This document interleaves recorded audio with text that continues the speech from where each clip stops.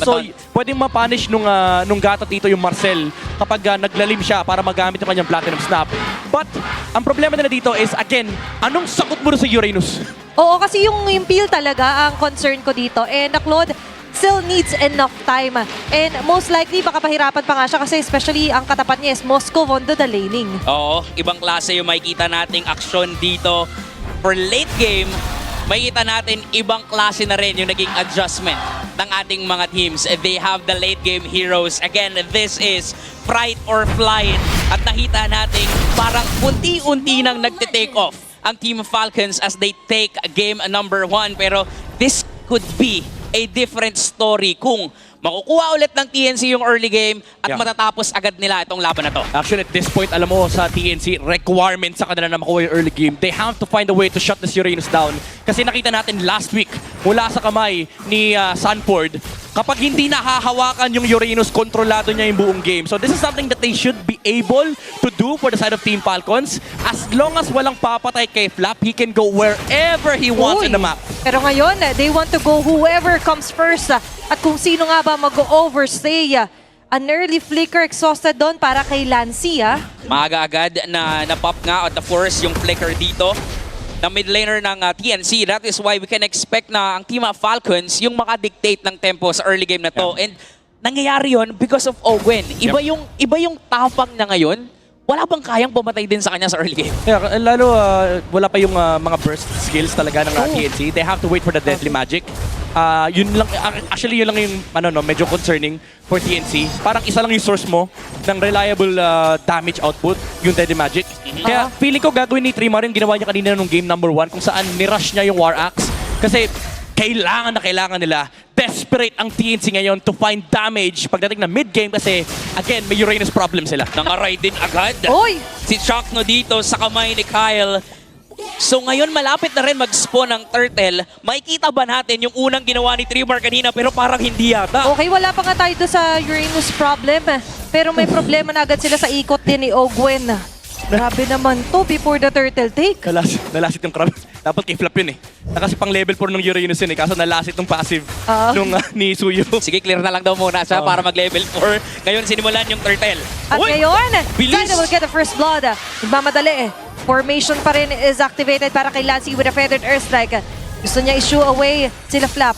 But tapos naman na yung timers for that one. Trimar. Habang si Flap umiikot-ikot lang. Trimar. Pumasok pa rin. Pumasok na rin sa turtle pit. They will be getting the first turtle. SOD at tatama. Pero tatama din.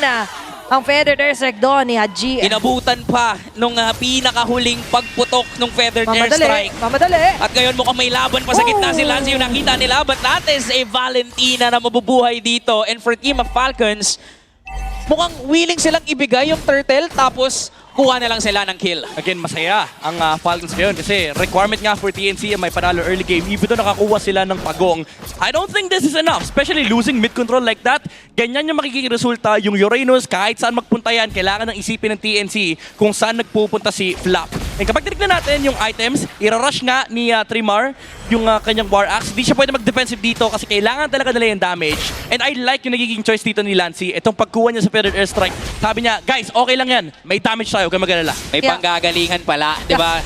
Tamang pagkopya lang ng skill dito mula kay Lancy. Pero yung ginagawa din ni Ogwen, parang willing din siyang isakripisyo yung buhay niya. Kasi nakita natin na burst down siya kanina, pero paulit-ulit niya yatang guguluhin dito ang TNC. Mas okay na yun kesa hayaan ulit na mag-snowball dito si Zyda. The idea is to not give TNC a good time ng early. Totoo din. And as much as possible, mas nape-prevent nila yun by just showing Ogwen all over the map against TNC. So if we're gonna talk about yung early game prowess dito ng Team Falcons, parang oo nga, baka nga kapusin sa damage output ng TNC at doon papasok yung pang late game nila. Doon papasok si Benny Cutie. Yeah, ang sagot dito for TNC is kumuha pa ng additional items para sa kanilang mga core heroes. Kaso, ang downside nun is may Moscow din sa kabila. So, medyo ipet yung TNC ngayon. Talaga, kaya sinabi ko kanina, requirement for them to actually... Ang bilis ang photos! Alam na nila to, wala na transform. Kaya agadan yung frame moment with rocket shot. Iwan, bagsak agad si Trimar. Hindi mo gugustuhin yun. Hindi talaga. Hindi ko na nga pa-explain eh. Kasi, again, sobrang desperate ng TNC ngayon sa early game momentum pero hawak ng Team Falcons lahat. Kahit nga yung turtle, hindi man lang malapitan. Lansing with a Cupid. Feathered Ursa ay kakasa. But nowhere enough to try and contest that turtle na makukuha ng Falcons. At doon natin makikita na kapag wala sa positioning, wala sa presensya dito, itong si Trimar, kulang na kulang talaga yung damage output. That is why hindi na tinry pa ng TNC mag-contest. Kung hindi namatay doon si Trimar, they could have taken that turtle. Alam mo yung signal dito? Oh! Pero ito yung Sakto? signal din. AOG. Buhay. Pangtakas. Yung isa sa second engage sana ng TNC. Hindi makahinga yung TNC men kahit si Chakdo nahihirapan na pakalat-kalat yung Team Falcons dito. Ogwen, look at this aggressive position mula sa isang Marcel. Pero may Benny naman sa taas. If ever, Grabe. right moment iniwan with the tracking shot. At yung mga members ngayon ng TNC, sila'y nahihirapang humanap ng target. Pero sakto! Wow! Para mismo, Ogwen will fall down. Nailatag mo ng Golden Hour, pero split second late yun. So nakikita natin dito na for TNC, kung hindi kaya si Flap, edi ibang target na lang. Oo, yan yung remedy. Kumbaga pwede sila mag-target na ibang hero kasi medyo awkward din honestly yung map placement dito ng Team Falcons. Naiiwan yung Uranus sa ibaba. Kaya naman, minamaximize ng TNC yung window na hindi nila kailangan problemahin yung Uranus. Kaya dito agad sa taas, ang basag nila, immediate agad yung nagiging improvise ng plan dito para sa TNC. Yeah. Now we see Flap na umaakit na. Yun Oo. nga eh, yung maganda. Kasi parang, di ba, ang ganda nung pwesto nila kanina. So, nakuha nila yung torrent dun sa itaas. Yeah, ito na yung magiging switch up though. Tapos na yung Sky Piercer sa kamay ng Suyu and tapos na rin yung Oracle. Alam mo yung binabakit ko kanina, yung signal for Team Falcons, hindi na nga nag-silence rope si Flapman. Sabi niya, sige guys, tapusin ko lang itong Oracle. Look at this! Lahat binibigay, pero hindi mapatay yung Uranus. Okay lang, napa-flicker out. At least, they forced out the battle spell for TNC. Grabe din yung pananakot doon ni Trimar, no? Parang, wala ka palang wala ka palang silence robe, wala ka palang magic defense, at ngayon mukhang lalaban sila Kyle, pero umaamba lang yan. Alam nila na pwedeng bigyan si Flap TC. Kaya medyo nangangaray din siya di ba? Si Flap na mismo, medyo umaatras, but still the idea is he will be soaking up all the damages here. Pwede ba the third na kanilang paglalabanan? Predator strike. Predator strike. Uy, kabigay. Yung kinapi din ay kakasat shock naman na AOG. Wala siya tatamaan. Basta tatamaan na dito sila Trimar. Even though revitalize, nahuli agad sila dito with the golden R. Terrify is there. Pero buhay pa rin naman sila Open. Kyle matatanggal. Zaida will surely secure the Marco! turtle. Si Pero Marco! nandito na si Super Marco na play. SOD. Placing duel para kay Benny pero hindi yan. Marco! It's Sedina. Buhay pa rin siya. Hindi siya tatadala. Kaya Super naman yung Marco! tumalikod. At si Trimar na lang ang aatake nila. That's a 3-man down para sa side ng TNC. The bulletproof! Ngayon talagang nagpapakitang gilas na naman sa larong ito. Nakakakuha ng maraming opportunities yung Team Falcons, men. Ang ganda sana nung start ng team fight for TNC. Yeah. Tinawag ni Lancy yung kuya niya. Sabi ni Haji, nagkabigayan sila dalawang feathered airstrike. Kaso nagtawag ng kuya yung isa, may Avatar of the Guardian. Oh, Marco! Hindi di ba, kumasa agad sa kanya. Hindi pa naman enough. Pero sa pan, yung bagsak ng feathered airsack sa mukha ni Zaida. Bumabawi pa lang eh. Humahanap pa lang ng paraan Gusto si pa. Zaida eh. Naku. Pero ang daming kuya ulit. Oo, Di ba parang nagtatawag talaga ng backup, ayaw magpapi ng isa't isa dito. Okay, pero sakto naman dito, frame moment. Hot si Chakno, but you're right about that. Ang bilis ng mga respo ng mga kuya, kapatid nila dito. Oo, nagkakatawagan eh. Kasi nung bumaba si Chakno, akala ng TNC, guys, pwede na tayo lumaban. Wala na silang skill. Sabi ng Team Falcons, meron kaming Super Marco. Nung tumama yung kanyang SOD, nagtakbuhan sila eh. Kumbaga parang nagsalita yung Team Falcons. Oh, ayan na. At ito pa yung nakakayamot din sa mga kuya ng Falcons, si Ogwen. Ganda nung pag-picture niya kanina against Trimar. Napakasakit nung Thunder Form, full stacks. Di ba? Yes. Pag sinapang ka na mula sa Ehrenon, for sure, kahit sino mula dito sa Falcons, mararamdaman yung damage output nun. Pero because of that golden hour, sobrang ganda lang nung timing kung paano naglalatag ng skills dito ang Falcons. Bawat segundo talaga importante. Pero ngayon, segundo lang sinusugod dito si Flap. Unat! But just one consecration, Ayan buhay pa rin. Ito na yung problema na hindi na nila matunaw kahit in your face sa si Flap laban sa TNC. Ikaw ba naman araw-araw nagji-gym. Kahit anong iba to sa'yo kaya mong sanggain lahat yan. Kahit 50 kilos na barbell yan, tatangkihin ni Flap yan. And meron na rin kasing chastise Poltron. So, willing na siyang tangkihin lahat na nasa harap for Team Falcons kasi meron siyang HP regeneration. And binaburst na lang yung Lord by Team Falcons. There's going to be a Lord na masesecure nila agad-agad. At ngayon gusto Picture. pangayatan nila ng numbers. Nakaiwas naman sa Golden Ore. Doon sila Trimar. Pero Marco, tatama, is SOD. Spear of Destruction. Kocommit ba nila? Pero mukhang hindi. Call muna dito ng Team Falcons ay kumalma. Pero si Jack no naiwan, bakit ka nandyan, boy? Muntik pa siyang makuha, maiuwi dito ng Team Falcons. Maunat din naman siya doon. At yung Falcons parang hindi pa tapos. May mga Ayaw kasama umuwi. pang TP. Wow! Mukhang pinaparamdam nila kung ano yung pinaramdam sa kanila kanina ng TNC. Okay, 4-4 ang mga nakabantay dito sa taas. Meanwhile, ay may Lord sa baba na mamarcha kasama ng Team Falcons. Alam mo, ang mahihirapan ka rito for TNC is kanina desperado ka sa damage, ngayon desperado ka sa farm. Nasa harap lang nila yung Uranus, bawal lumabas. Alam mo yung may guard dun sa restaurant, tas hindi ka makapasok, gutom ka na. Ganyan yung ginagawa ni Flap ngayon, bantay sarado lahat ng minion waves, lahat ng jungle creeps, nililinis lang ng Team Falcons yung pwedeng i-farm ng TNC. Naku, masakit sa sikmura yun pag gutom na Masakit gutom ka talaga. na. Tapos malilipasan ka pa ng gutom.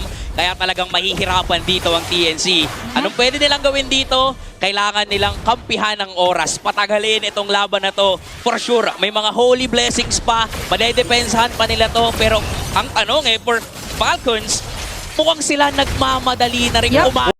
dito ng TNC. Okay, ayaw nilang pumayag talaga na basta AOG. makadepensa dito. AOG tataman sa dalawa. Flicker out para kay Haji. Sumugod agad si Caldo sa pinakalikod. Tapos si Flap naman na makakasurvive pa ba concentration natin. Di Magic ay tataman na rin. Very cute with the Blades into it. Umaatake doon sa pinakatatlo. DMA out. Pumawi na sila Lancy. Zaydas will with a double kill. May ginaya pa. Doon na SOD. But sadly, hindi yung tatama. But instead, a successful defense. 3-man takedown pa yung na-commit ng TNC. O diba, naramdaman at nakita natin ang gutom dito ng TNC na kahit anong ihain mo sa kanila, mukhang igagrab at kakainin nila yon. Iba talaga yung galit mo pag gutom ka eh. You're not you when you're hungry. At ngayong gutom na rin sila makabawi. Unti-unti naman sila nakakalabas sa finally ng base nila. Alam mo kung naging overzealous yung TNC kanina nung game number 1, Team Falcons naman, yung sumobra dito sa kanilang push sa may bottom tower. Yung attempt maganda sana eh. Nasimulan to ng magandang feathered airstrike mula kay Haji pero hindi nila nirespeto yung AOG. So kailangan bumalik ni Flap para protektahan yung kanyang mga kampe. Kaso dun lumabas yung second layer ng engage mula dito kay Trimar with a cloud form na hatak niya yung Uranus pailalim ng Torre. Kung hindi kaya ng 5, pues dagdag mo yung Torre. Diba? Kung kulang tayo sa damage output, may base turret naman. At nung tumagal doon si Flap, naramdaman talaga na yung damage output dito. Not just for TNC, pero nung Torre nga na meron dito ang kanilang kupunan. And now, may kita natin, mukhang kakayaning lumaban ngayon ng TNC doon sa Lord. Ko-contest ba sila? O mukhang kailangan nila talagang kumontes? Kaso di nila dala yung Torre, men eh. Nasa base yung Torre. At this point, alam mo, may damage naman na yung Claude. Ang Meron na. dilemma lang nila dito is yung pwesto, yung setup dito sa Lord fight kasi may Marcel ka bang iintindihin. Yung mga, ayan o, yung Yun, ginagawa ni Ogwen o. Kakasabi pa lang natin na yan yung intindihin nyo. I'd right on cue, ginagawa mismo nila Owen and Flap yung trabaho nila. And sobrang risky kasi para sa TNC na lumalim ng gusto. At pinapatunog na dito ng Falcons yung Lord. Kalahati, nare-reset, nalilito na yung Lord. Ano bang gagawin sa kanya? Pero for TNC, mukhang nakaabang sila dito and mukhang willing silang lumaban. Pero sisimulan yata ni Ogwen yung pagsapak sa TNC. Okay, nandun yung free moment. Medyo may mobilize lang ng slide sila Lancy. Pero Trimar. ang hindi nila napapansin, yung wave ay pumapabor para sa Yeah. Team Falcons. Kukonceal play. At kukonceal na agad dito si Ogwen. Pinakalikod, si Trimar agad mahuhuli. Babawasan yata yung damage leader para sa TNC. Alam din naman yan ni Trimar, kaya nag-back agad sila. Yung conceal ni Chakno, hindi pang sugod. Na-force agad yung Thunder Form dito ng TNC. My goodness. At ngayon mukhang lalaban ulit sila. Ay, si Ogwen yata ang matutunaw agad. Deadly Magic ay kakasa. Successful takedown para dito kay Zaida. Lord ay mabibitawan Haji? ni reset habang si Haji AOG. naman ay na-activate na. Yung Predators ay AOG Kunometa na zone out, na pa-back away agad dito ang Oh, Team ni Lancy, Falcons. Pero laban na laban Oh, Trimar! dito ang TNC. Habang si Wow! Trimar sa pinakagol with a transformation. Suntok galing Lord! sa langit. Sasapak kay Haji. Going down with the Lord as well na mapupunta kay Zaida. Uy, SOD ay tumama! tatama si Super Marco. Activated na naman. Makakasalubong niya pa si Trimar. Pre! Dito tayo, pre! At ngayon yung mga sibat ay kukonekta na rin. Blazing Habang si Duet! Blazing Duet naman na-upper with the Blazing Duet. Gumagat sa dalawa. Zaida as well with the baraha. Oh, Pero Flicker! yung bala at baraha ngayon ay magiging sapat nga pa para maka-takedown dahil si Flap ngayon ay makakatakas pa rin naman. Flicker with Super Marco makakaligtas sa delubyo ng TNC. Sobrang daming nangyayari pero ang pinakamakikita natin nasa TNC ang Lord. Nagkapakakitaan, men. Nagkayabangan yung dalawang good laner. Pero again, Team Falcons getting punished here by the AOG. Awkward positioning muna sa Team Falcons. Maganda yung idea nila eh. Kasi meron silang soft commitment skills. Ginamit nila yung conceal para mapalayo yung TNC mula doon sa Lord Pit. Kaso, ang nakalimutan nila, hawakan pabalik yung mid-bush. Kaya nag-conceal si Chakno, men. Sabi niya, guys, umalis yung Team Falcons. Hawakan natin itong bush sa may mid lane. Nung napatay nila si Owen, doon na nagkasimula na mawala sa pwesto ang Team Falcons. Even si Kyle na zone nung napakagandang engage mula kay Primar. Akala natin nung dumating si Super Marco, parang game over na. Kaya nang ubusin nung Moskov dito yung TNC. Kaso nagpakita si Benny Cutie. Nagpakita yung hinahanap nating bagyo, pero may makikita na naman tayong laban. Okay, nahuli sila dito with the golden ore from Ogwen. Pero ang damage is too much. Oh, Kyle. Lancy ginaya yung consecration. Umaatake. Grabe si Wala Lancy. na agad si Ogwen sa equation. Habang ngayon ang TNC ay unti-unti na talagang nakabangon. Ibang klase sila. Sila season, puro lunox yung nakikita Oo. natin. Ngayon, Valentina, tapos may option siyang kopyahin. Kanina yung Lilia, tapos yung Suyu. Ngayon, pati si Flap, kokopyahin niya rin yung Uranus. Valentina is the new Lunox. Kasi pag may Lunox, Lunox din yan eh. Pero kita natin nandoon yung Mastery Men. 2 deaths on the Valentina. Ang daming umaharap dito sa Team Falcons. Pero nararamdaman ng Team Falcons na mahapdi na yung mga dura dito ni Lancy. Especially with the Wishing Lantern and of course, the Divine Glaive. Mataas na yung kanyang magic damage output. And kahit yung Uranus kanina eh, isang dura lang parang hindi nagmamata yung Radiant Armor, yung Oracle. Kasi hindi naman nagtatagal yung mga pokes dito ng TNC.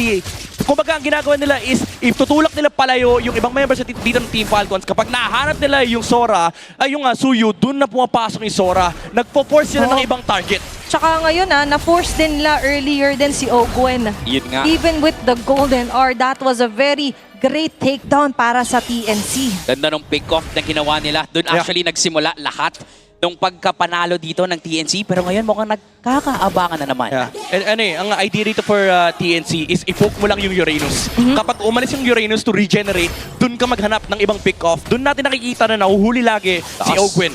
Itaas, mababasag yata. So lalabang na naman ng Falcons dito.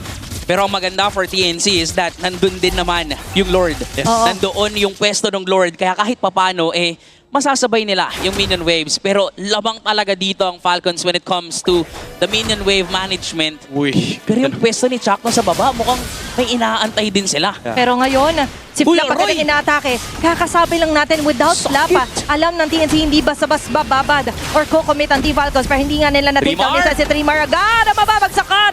Lumapag ng Chakno! Red Respect. Nagja-jumble na agad at si Chakno doon sa pinakalikod ng maatake. You have the taunt pero mukha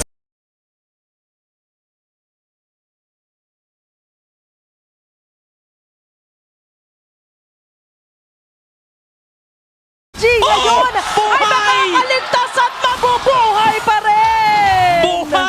Buhay si Haji dito pero mukhang ito ang oras para sa TNC kunin ng Lord. Umabot yung shield ng Bloodwings, man! Yung Bloodwings ng Barza, #worth it purchase! Okay. Mula kay Haji, kaso, TNC?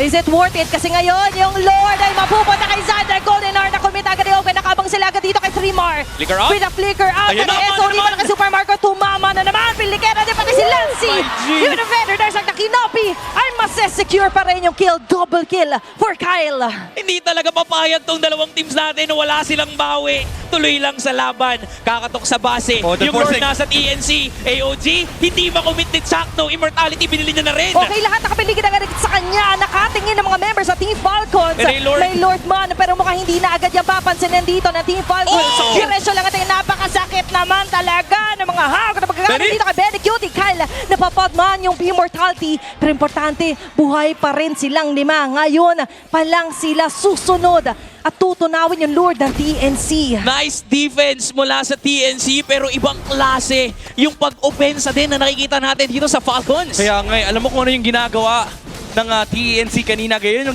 yung ginagawa ng Team Falcons ngayon. Sinasagot nila yung counterplay na ginagawa Sa ng likod. TNC, men. Sa likod. May Ganda ng nagbabadyang abang. panganib. May Ogwen naman sa likod. Kaso nakita agad ni Trimar. Sagasa na ba ito? Oo, Doon yung oo, frame side up, moment. side up. Naiiwasan naman. Kyle, sumali na naman. rin! Doon with the transformation for Trimar. Kaso nailayo. Natunang ka ni Trimar! Zaina. Kahit Gusto pinagsasasapak naman. Napakasakit naman naman even color with the blade surge para dito kay Kyle. Benny Cutie and Lancy can do nothing but go back na muna. Nandun na naman yung shield ni Haji. Kaya nga yung mga extra HP nagiging worth it para sa Team Falcons. Pero again, kita natin yung idea dito ng TNC. Biniburst lang nila yung Uranus para pag umabot sa punto na kailangan mag-regenerate ni Flap, pwede silang umarap na ibang pick-off. Kaso ang problema, yung Deadly Magic, tinamaan yung bakal, men. Ang kunat ni Flap, nag-proc yung Radiant Armor niya. Max stacks pa nga ata at that time. And hindi naging sapat yung kanilang damage. And naabangan yung space escape nung Harley. Kakatok sa base kayo ng Falcons, ha? Oh. Endable na ba to? Okay, Chuck, no? Pinipilit ang lahat. Pero mukhang even with the Revitalize, babagsak pa rin siya sa kamay nila Kyle. So good agad. nahuli si Benny! And they want to take flight. Locking their sights dito sa base at sa torre na TNC as the Falcons will soar high and sweep the series with a 2-0 score.